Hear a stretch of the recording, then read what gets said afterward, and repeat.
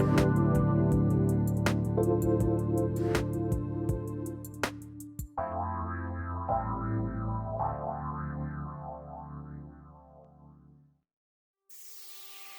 you ready to branch out, to take a leap of faith, to love yourself and others fully? Then let go of whatever no longer serves you to take action now on Get Rooted Radio with Erica Gifford Mills, living it up, loving it up, and letting it go.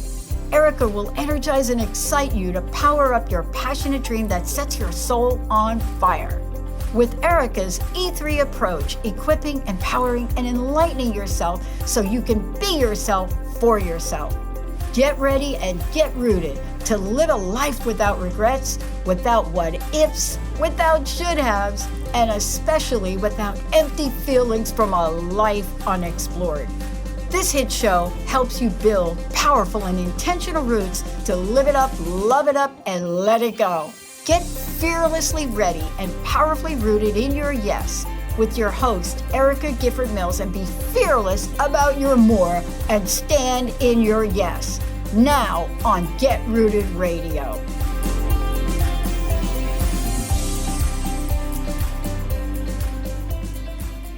Welcome everyone. I am Erica Gifford Mills and you are listening to Get Rooted Radio, living it up, loving it up, letting it go, right here on Transformation Talk Radio. A big shout out as always to our producer Jacob. Hey Jacob, how you doing today? Doing so well. How are you today, Erica? I'm doing good. As you can see, I'm a bit pink. I had a little too much vitamin D therapy yesterday, but I enjoyed myself and was very happy with the day. Good. And speaking of happy, right? What does that term mean, happy?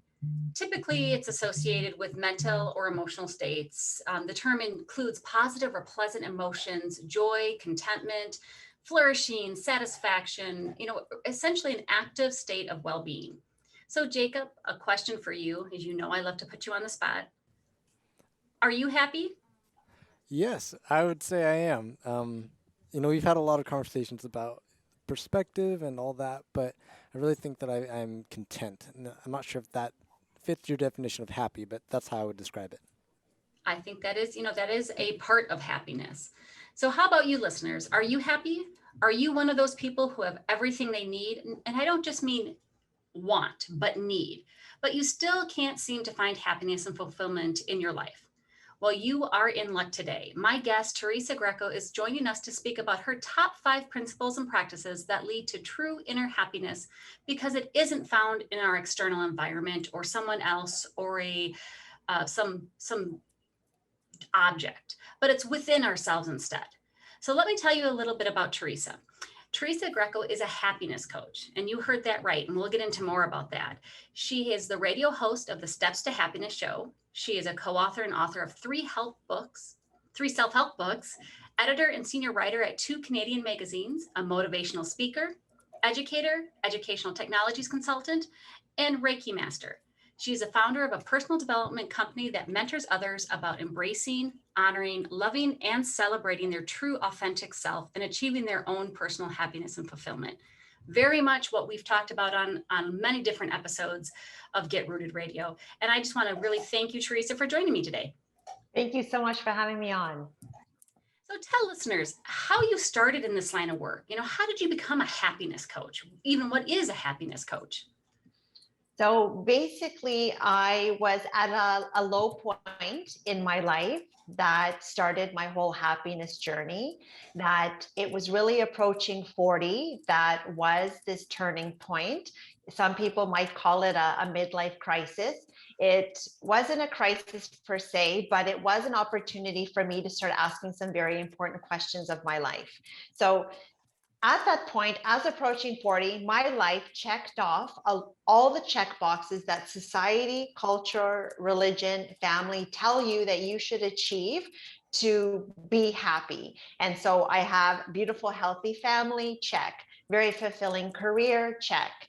Lots of beautiful material things, check. Cars in the driveway, our own home. So how is it that I've achieved all the things that, like I said, society, culture, family, and religion tell you that you should have to be happy, yet I reached close to that halfway point of my life, and I was not feeling happy and not fulfilled. And I was on this like constant like hamster wheel of maybe I need to be more so I could do more for others. So maybe if I go back to school and get more titles and more degrees and more certificates so that I can learn more, be more, so that that would allow me to serve others more.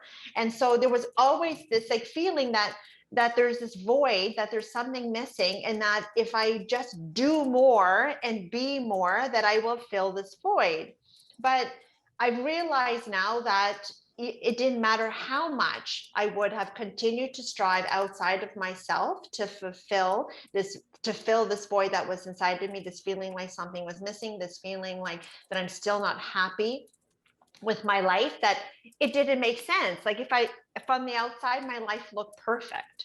So how is it that I was unhappy?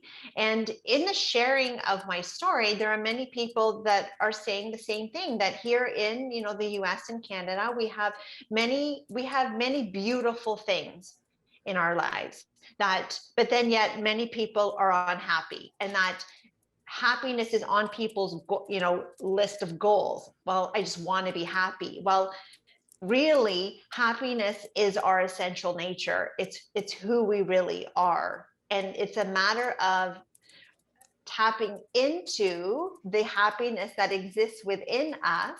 That is where that fulfillment is going to come from. So some of the questions I asked, that it all starts with awareness, that as soon as we become aware of like our present condition, our present like thinking about things, our situation, whatnot, then at that point we can start to make changes. So the questions that I was asking was, am I happy living the life I am living? Can I imagine living the same life for the next 40 years? Am I living my life's true purpose and full potential?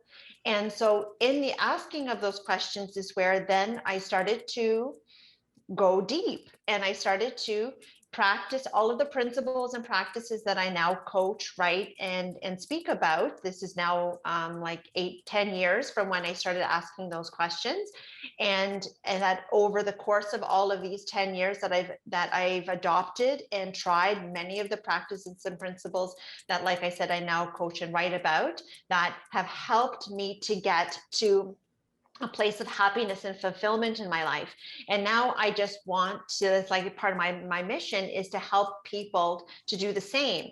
Now, when we understand that happiness is our essential nature, it is who we really are. Like we are love, we are light, we are happiness, we are peace, we are joy, we are harmony. We are all of those things. When we are born into this world, we are those things.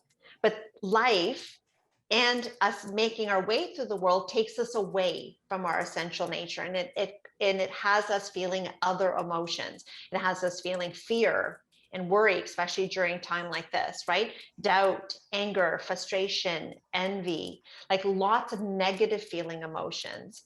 And so when we know that happiness is within us, then all we need to do is return to our essential nature. So it's really that it's returning to who we really are and finding the way that you can do that. And it is different for everybody, right? It isn't like necessarily like one way works better than another, because we're all unique and different, and where we find that sense of happiness within us depends on the activity, depends on lots of different things. But when we know that it exists within us, then we don't have to strive outside of ourselves looking for it. This is the key thing, in that even in the introduction that you said, that I came to realize that happiness is not in our possessions, in our positions, in our titles, in our degrees, in our relationships, that I would have continued to seek outside of myself my entire life, trying to fill this void, try to feel happy, and I would never have found it, because it doesn't exist outside of ourselves. And that it's only until we tap into our essential nature, or to tap into like what I like to call our inner magic, that when we tap into that is where we'll find our true happiness. Then what happens is that it's unwavering, and it doesn't matter what happens outside of ourselves, that even like in a pandemic, that's happening right now, that even when outside is not ideal, and really we can't change anything outside of ourselves, we can only change ourselves, is that you're not like at the mercy of what's happening outside of you, that you can always choose to be happy or to take action to return back to the happiness that's within you. And I think that's important when you said it's, starts with that self-awareness. What makes that? And we're going to get into that. We're going to go over the 5 steps that will lead to true inner happiness. And we're going to go over that over the next few segments. But before we go, we're going to get into the first two of the 5 steps during the next segment. But before we go, Teresa, tell folks how can they reach you? Well, you can reach me directly through my website, which is at teresagreco.ca, and that's Teresa with no H, teresagreco.ca. I'm also on social media. So on Instagram, it's Teresa Greco _steps to happiness. I'm also on Facebook, also Teresa Greco, or my happiness page is Steps to True Happiness with Teresa Greco. So, or by email as well, stepstotruehappiness@gmail.com. Awesome. So you're listening to Get Rooted Radio with Erica Gifford Mills, living it up, loving it up, letting it go. Stay tuned. We'll be right back.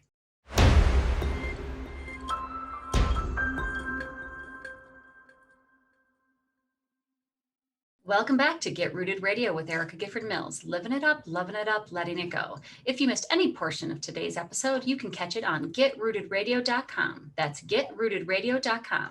Don't forget to subscribe online to receive the latest news, events, specials, and words of encouragement. Go to getrootedradio.com. I'd like to welcome back my guest, Teresa Greco, happiness coach. Thanks again for joining us today, Teresa. Thank you for having me. Absolutely. So we're going to talk about steps 1 and 2 that lead to true inner happiness. And those steps are meditation and self-love. Let's start off with meditation. How does that lead? So I really feel that meditation is that gateway practice that allows you to tap into your inner magic. That I feel that we don't nurture the spiritual side to ourselves, that we tend to our physical, to our mental, to our emotional, but then the spiritual part of ourselves has been neglected. And I think that now we are, really on a global scale going through a spiritual awakening where people are asking that question, that is there more to life than just this? Is this really? And that was one of the questions I asked too, is there more to life than just this? And so asking that question and going inward then allows us to discover that a part of ourselves, like I said, that we haven't been nurturing, that we've been neglecting, but there's huge power in our spiritual selves. And meditation allows us to tap into that and to become familiar with that aspect of ourself that we haven't been tapping into, and the amount of like creativity and power that exists within there to really create our best life from that. And it's also within myself that I was able to find my true authentic self. So what I had realized is that I was living my life according to external expectations, in me trying to be the perfect mom, perfect wife, perfect daughter-in-law, friend, sister, employee, always striving outside to meet external expectations for who other people thought I should be and what other people thought I should be doing, that I had reached a point that I had lost myself in the living of my life, that I didn't know who I was.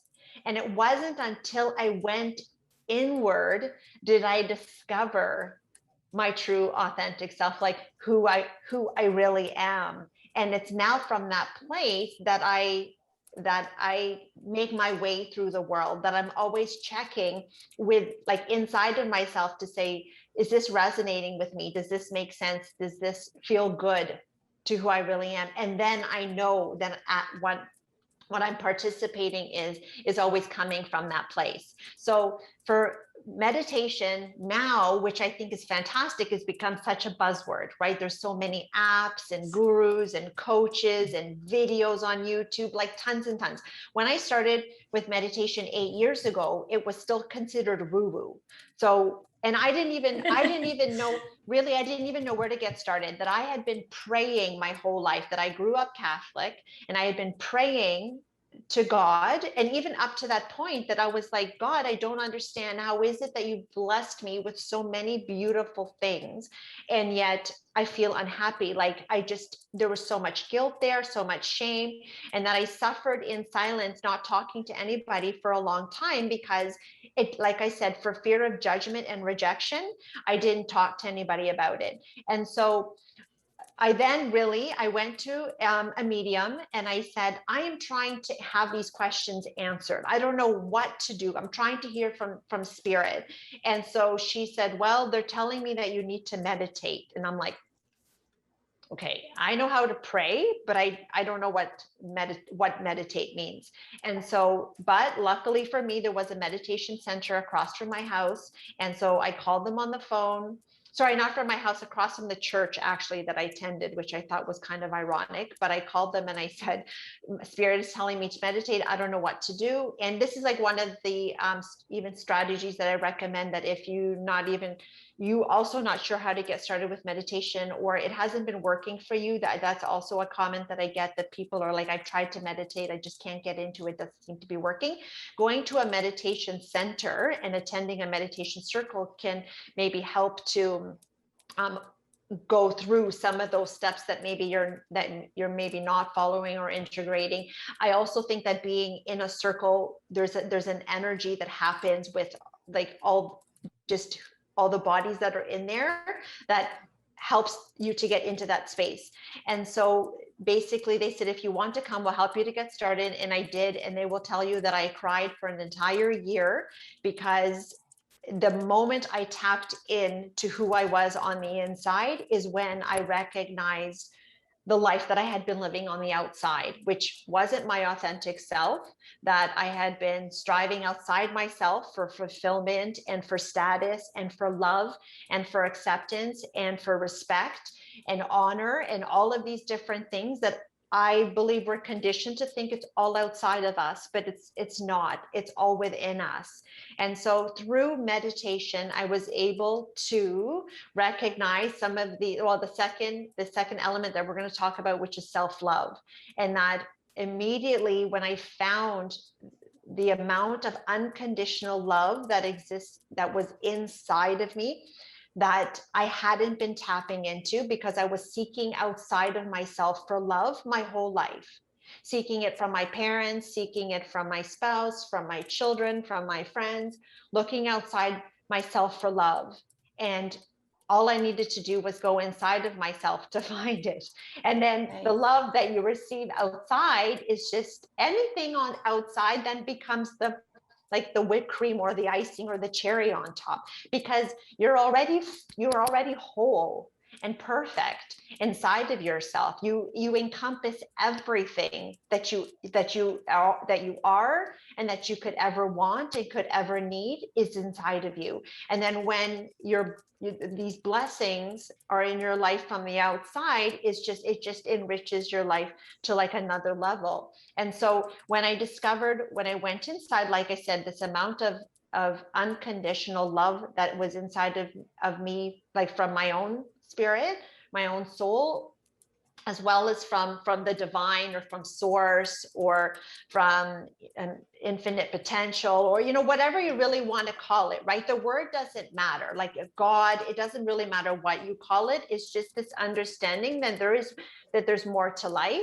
and that there is the spiritual aspect to ourselves that we haven't been tapping into. And then that awoke me to how I had been treating myself, that I hadn't been loving, honoring, and respecting myself in so many different ways, that over the course of my life, I had adopted all this negative self-talk about myself from the bullying and the negative comments that I heard about myself my whole life from people that you regard, that as young children, we're like sponges and we just take in all this information from elders who we're taught to respect, from our teachers, our doctors, or my family friends of ours and my colleagues at work and just other kids at school. And it was negative things like, you're not pretty enough, you're not smart enough, you're not athletic enough, you're not, you're to this, you're to that. So you take in all of this messaging, and then it came to a point that all of what I had been told became what I said to myself, that every time I looked in the mirror, it was like, Teresa, like I said, you're not pretty enough. You're not skinny enough. You need to work out more. You need to change your diet. You need to go to school. You need to do this job experience. You need to just, like I said, be more and do more than I was already doing, not recognizing that I was whole and perfect, that I was enough just as I am, and that I was worthy just by being who I was, that I didn't need to do more and be more and try to like and seek that validation and acceptance from other people to feel like that I was enough and worthy.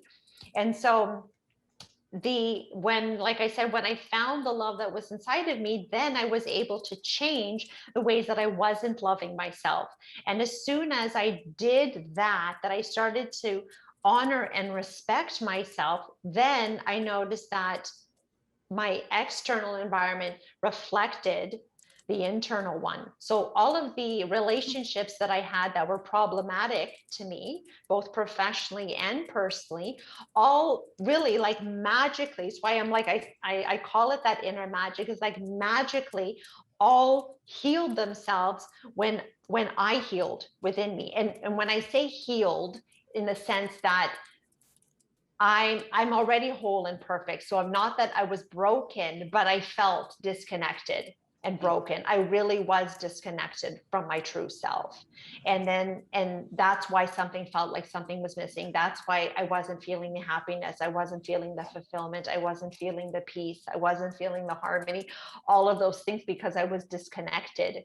And so when we connect back and we awaken to who we are, or to remember who we really are, then, like I said, the external just starts to mirror that. And so my relationships all healed themselves too. That when I became, that's why that quote by Gandhi for me is like really one of my most favorite quotes, which is, be the change that you wish to see in the world. That it says, be the change. That when you embody the change, then you see it automatically reflected in our external environment. And so, like I said, I just noticed that so many things outside of myself were starting to fall into place when I started to work on myself, and I started to correct some of the ways that I wasn't loving, honoring, and respecting myself. One of the strategies I used for that was positive affirmations. That was really so helpful for me to start to change the negative self-talk to positive self-talk, to rewrite the words that I was saying to myself that were not serving me, that were breaking me down. Really, I was my worst enemy instead of my greatest cheerleader. And so that was one of the strategies. Mirror work was another strategy that I used to be able to look at myself in the mirror and to tell myself that I loved myself and that I loved everything about me. And I couldn't do that at first. I couldn't look at myself and say that I loved everything about me. I couldn't. Yeah. But over time, with repetition, and now we know how we can reprogram the brain through repetition, that I was able to change a lot of that negativity.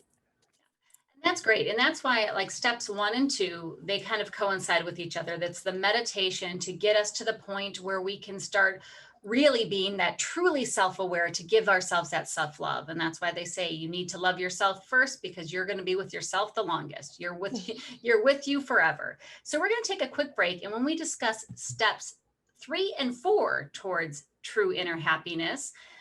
But before we go, Teresa, tell folks how they can reach you. You can reach me through my website, teresagreco.ca. You can also reach me through Instagram, which is at Teresa Greco _steps to happiness. You can reach me through Facebook, which is Steps to True Happiness with Teresa Greco. You can also reach me by email, stepstotruehappiness@gmail.com. Great. Thank you, Teresa. Now, you are also giving away a copy of a book you co-authored. How can folks qualify for this book? So if you go to my Instagram page, you will be able to see a post there. The book is called The Decision to Heal: Pathways from Suffering to Love. And it is really the story of 6 authors, 5 of whom are coaches, that we basically we're very, very vulnerable in putting out our personal stories of hardship and challenge, and all of the different strategies that we use to get ourselves to a much better place. And it covers issues to do with PTSD and autism and bullying and suicide, personal insecurities. It really does cover a gamut of issues that were really worked through and healed. Good.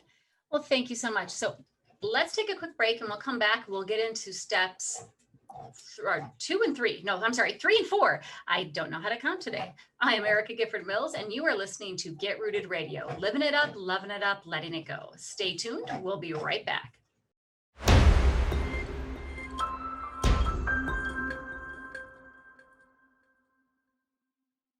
We're back on Get Rooted Radio with Erica Gifford Mills, living it up, loving it up, letting it go.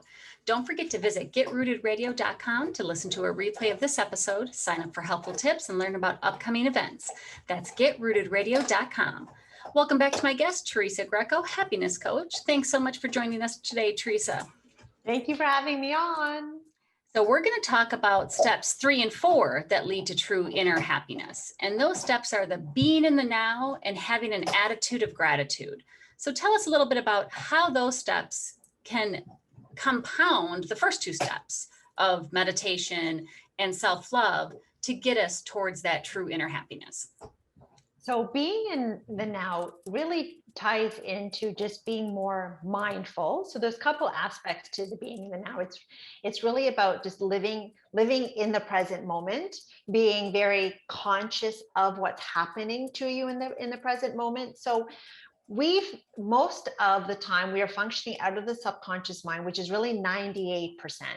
2% we are living out of the conscious mind. So most of the time we are living out of habit, that we are on autopilot and our body's being taken care of, right? By it's breathing, it's digesting its food, it's moving. We don't think about these things. Then there's so many actions that we do during the day. We also don't think about them because we've been doing it our whole lives. And for example, we wake up, we follow the same routine, we get to work, we're like, how did I even get there? We come home and like I said, the 98% is all of that. We have 2% of the time then to tap into our conscious mind, to be present in what's happening now. And our joy happens in the now.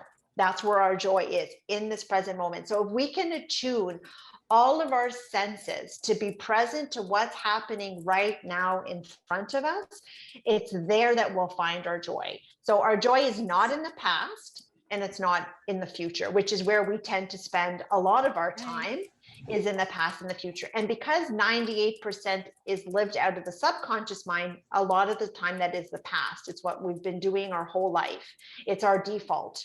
It's what we root to all the time. And if our default is negative, if our default has all of our regrets and our mistakes and our trauma, and if that is where we're living most of the time, then our present moment is always robbed from us because we're always living in the past, or we're focusing and we're future tripping on what we have to do later, what we're doing next week, what our money needs to do for us in the future. So we're either like in either or. Many of us feel depressed because we're living in the past, or we're feeling very anxious, which is you living in the future. So recognizing the negative emotions that you feel, that if you're living in the past, you're feeling that, or if you're feeling anxious, you're living in the future, that's not where happiness is.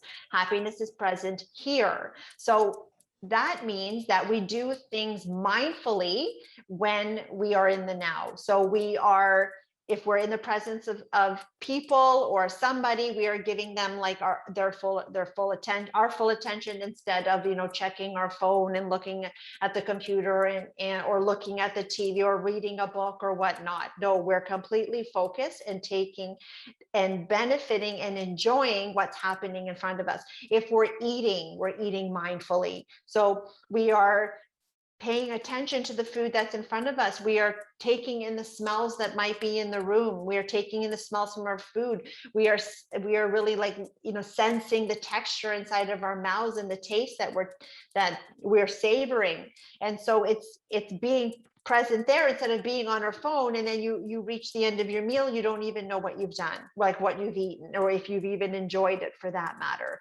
Or if you're outside and then you're being present to where you are in nature, and you're like looking at the colors around you or the breeze that you're feeling on your skin. So it is really like being sensitive and attuned and cognizant of everything that you're taking in with your senses.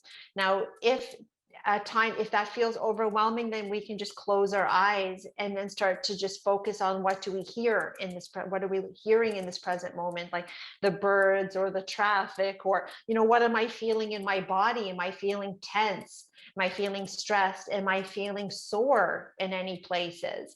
And so just focusing on that one thing that's happening right now. And then, like I said, that's where joy and happiness resides, because you're not in either the past or the future. You're being completely present to the beauty and the present. That's why we call the present a present, right? That it is such a gift. But many of us are not, we're not taking full, what's the word I'm looking for, like full advantage of what that present moment is offering you.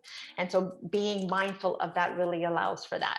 Many people, they live in that, right? They live, when I lose weight, when I lose that 5 pounds, I'll be happy. When my finances are in order, I'll be happy, as opposed to taking advantage of the present time. And I think that is so important. And it's like you said, everything happens in that time. You can't change it when it's already done, right? And you can't predict the future all the time. So if we can just be present in the moment, be mindful of all the actions that we're doing, it will bring that much more joy.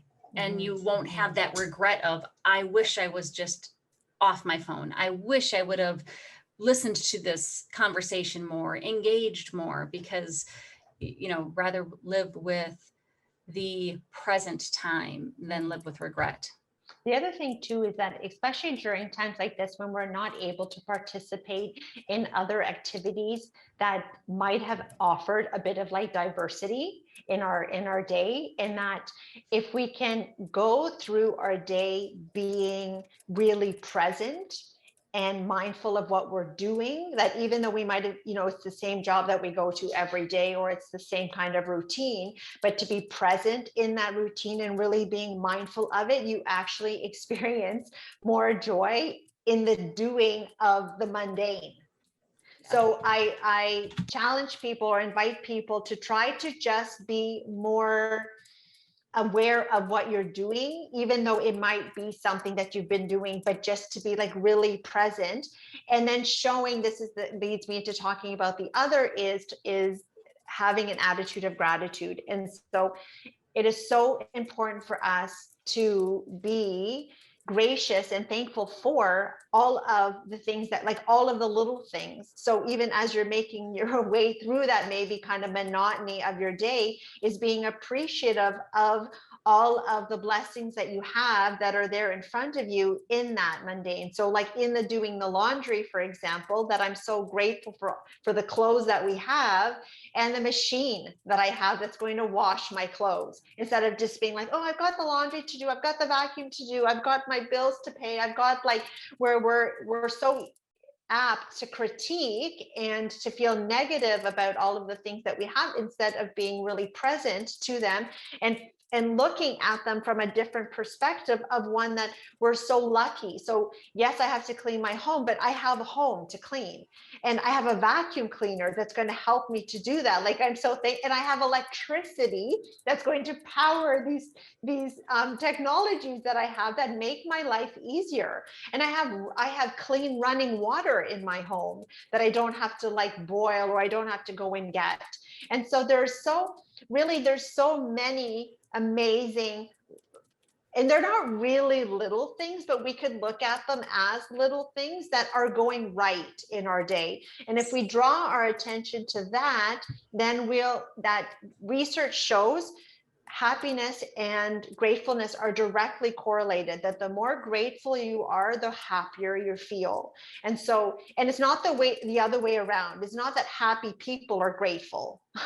Right. Which is what a friend of mine said. He's like, I just thought it was these people who have these great, amazing lives, and they're going on vacations and they're doing like this beautiful, grandiose things, and therefore they're so grateful. Like, obviously, right? It's like, no, it's actually the gratefulness happens first, and then the happiness just automatically extends from that. So I start my day, like my gratitude practice is the moment I wake up in the morning, that I have another day to live, and I'm able to open my eyes and see with my eyes, like to see my children's faces every day, and to see the beauty around me, like that's in nature or in my home. That I mean, there's a woman that I featured on my own radio show who Boxing Day morning, she woke up and she couldn't see. And she just celebrated Christmas with her two young children. They were 2 and 4. Boxing Day, she wakes up, she can't see.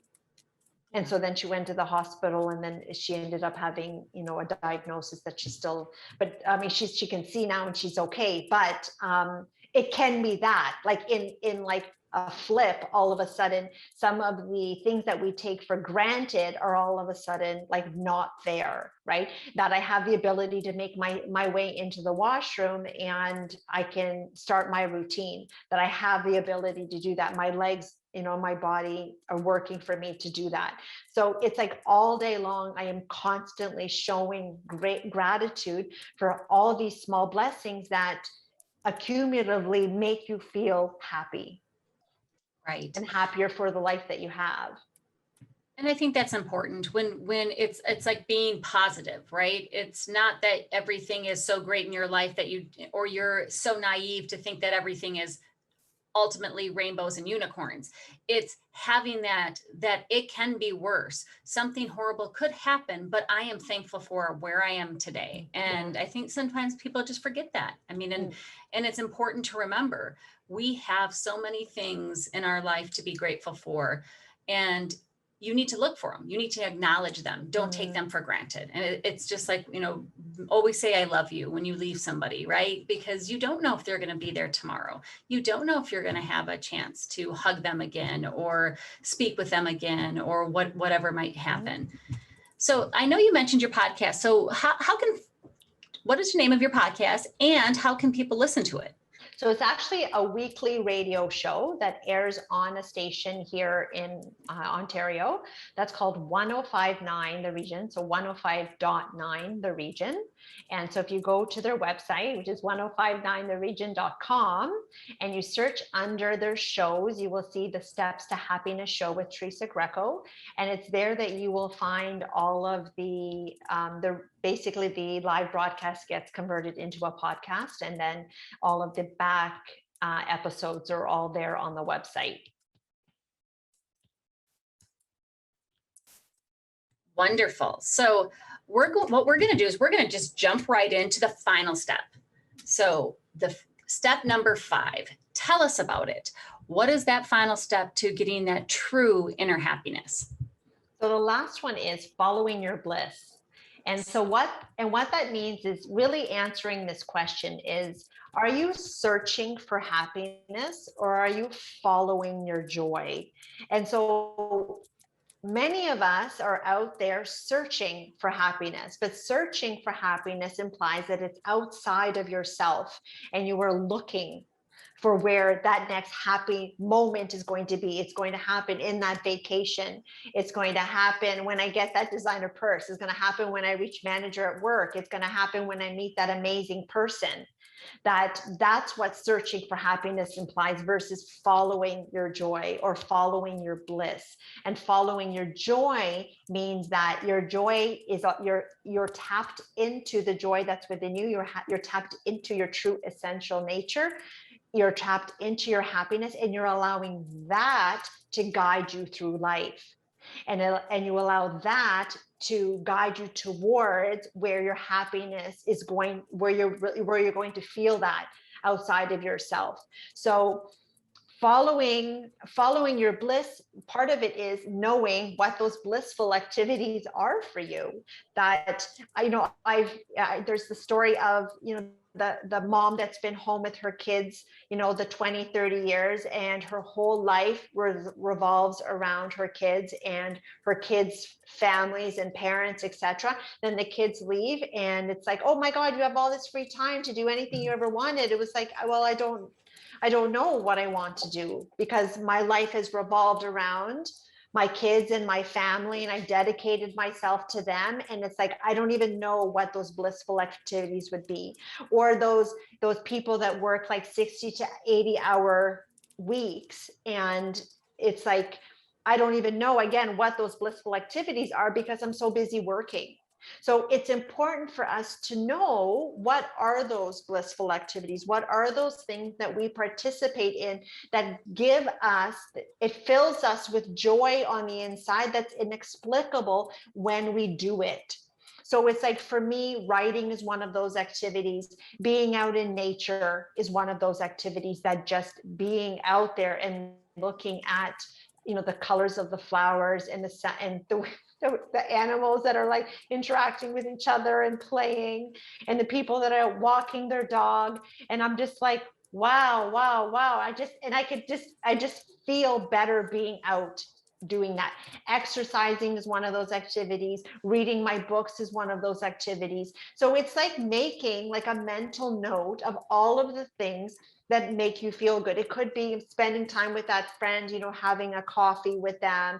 It could be creating art, painting or pottery, or whatever, writing poetry, like whatever that is. But it's like making a mental note that when you're doing it, you feel good inside, right? And when we're feeling good, we are really tapped into our inspiration. And inspiration means that we're in spirit. And so when we're in spirit, we automatically are tapped into that inner magic that resides inside of ourselves, that gives us this immense feeling of bliss and joy and peace and harmony and all those things that we just naturally are. So we have to make time in our day to practice those like self-love and self-care activities, to allow us to feel that bliss inside of us. That if we're leaving no time in our schedule to do that, then we're always running on empty, right? And we know that if we're running on empty, that we're really not showing up as our best selves. And we're not really, even though we might be trying to be do good for others, we're really not doing the best that we could, because we're coming from a place of not being full, right? It's that kind of cup being half empty idea, Right. that how can you give from a cup that isn't full? And that when we are full on the inside, because we have been practicing that self-care and self-love, then we know that it just naturally it comes out, and other people can feel it. Our children feel it, our coworkers feel it, our family feels it, maybe the organizations we're with, they feel it, because it's just like a natural extension of who we are. So it's important for us to know what those activities, especially during times like this, again, is making time to discover what are those activities that make you feel like that. The other thing is, if you're in a job that isn't fulfilling, that you go there and you're just like, well, I have to do it because for whatever reasons. Especially in those situations, we have to ensure that we're carving out time in our schedule to do the activities that do make us feel good, like the exercise, like the cooking, like the baking, like the hanging out with friends, like the Netflix, like the books, like the music, like the dancing. Like it's like on and on and on what those activities could be, and they're unique for everybody. But it's so important for us to say, I need that so that I can come from a place of being full. So therefore I can be my best self as I make my way into the world. And then I can be more for others, if that makes sense. Absolutely does. And it's one of those where until you explore, right? So maybe you don't know, or maybe your tastes have changed. You need to explore. You need to go out there. And by doing these things, you are setting those boundaries for others. You're showing your significant other, your children, it's important to take care of me. It's important. And when they see that, they can respect that, and then they will do it, right? Then they'll do it and grow into it. And it's a good ripple effect as opposed to a negative ripple effect. And it's definitely worth going through those different steps to really truly find your inner happiness. So let's recap those real quick. So we have your top 5, the top 5 steps that will lead you to the true inner happiness. So you have meditation, we have self-love, we have being in the now, having an attitude of gratitude, following your bliss. Yes, that's all of them. And another way too is like tying back into the following your bliss is making your way by asking yourself, how do I feel about this? Not what do I think about this? Because we're conditioned to always say, what do you think about that? What do you think about that? Well, how about if we change it to say, how do I feel about that? And if that is, again, the default question is, how do I feel? Then that you're going to allow that to allow you to navigate and to follow that joy, as I mentioned, because you're feeling that gut instinct, your intuition, that inner magic knows what feels good. And so maybe this person that you're with doesn't really feel good. But if we say, well, what do I think about it? Well, we might say, it's okay, they're tired. It's okay, he's my boss.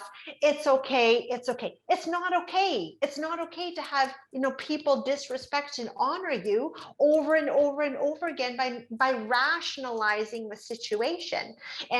But if we say, how do I feel about it? Then we're going to avoid situations that don't feel good. We're going to be in situations or positions or opportunities that do. And so always feeling into is us tapping into that essential nature of ourselves and allowing it to guide us to the relationships where we feel valued, in those jobs that we feel like valued and appreciated, because we can feel it versus always just thinking about it and rationalizing. Exactly. Right. So that's another important part too. It is. And Teresa, thank you so much. Again, reach out to Teresa directly if you have any questions or want to get to know more about her podcast or her services that she offers. Thank you so much. It's been a pleasure to have you on today's episode, Teresa. Thank you so much for having me. And I want to thank you all for tuning in to Get Rooted Radio. If you missed any part of today's episode or you want to listen again, go to getrootedradio.com for the podcast. And don't forget to tune in the first and third Monday of each month at 5 p.m. Eastern, 4 p.m. Central, and 2 p.m. Pacific time right here on Transformation Talk Radio. Before I sign off, remember to ask yourself, am I living a rooted life? If the answer is no, take time to think about what you need to do, then take action to make that answer a yes. One way to take action is to set up your free Empower Hour with me. 1 hour call, no charge, no obligations. Go to getrootedradio.com to find out how I can help you take action. Thank you so much again for tuning in. Have an amazing day, everybody. And I look forward to next time on Get Rooted Radio with Erica Gifford Mills. Living it up, loving it up, letting it go. Goodbye, everybody. Thank you for listening to Get Rooted Radio with Erica Gifford Mills, living it up, loving it up, and letting it go.